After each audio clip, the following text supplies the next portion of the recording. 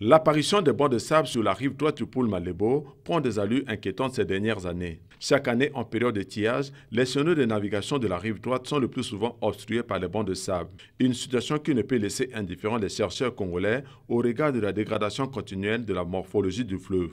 Jean-Bienvenu Dinga est chef de service hydrologique national à l'IRSEN, Institut de recherche en sciences exactes et naturelles, un service dont la mission principale est la surveillance qualitative et quantitative des ressources en eau des cours d'eau du Congo. Le phénomène des bancs de sable n'est guère nouveau pour lui. Seulement, le niveau actuel l'interpelle. Prenons l'étiage, on constate qu'il y a plus de bancs de sable. Donc en matière de volume de sable dans le chenal, qui suscite un peu que nous puissions regarder de près cette situation. Aujourd'hui, grâce aux nombreuses études réalisées par son service et confirmées par les experts internationaux, les causes de l'ensablement de la rive droite sont alors élucidées. Quand on fait une étude globale, on se rend compte que le 1/7 seulement du volume du cours d'eau qui vient de l'amont passe du côté du Congo-Brazzaville, donc la rive droite, et les 6/7 passent carrément du côté de la RDC.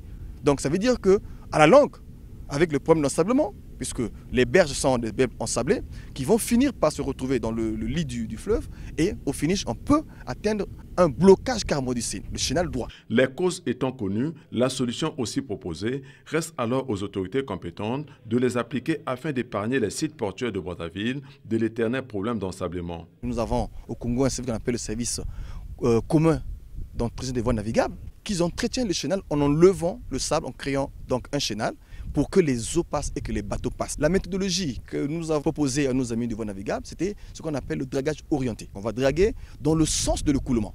Comme ça, le fleuve, comme c'est un grand moteur, il va faire le reste du travail. Le phénomène des bancs de sable sur le fleuve Congo en général mérite une attention particulière des États membres du bassin du Congo, car le phénomène affecte non seulement la navigation dans le port de Brazzaville, mais également toute l'épine dorsale du bassin du Congo.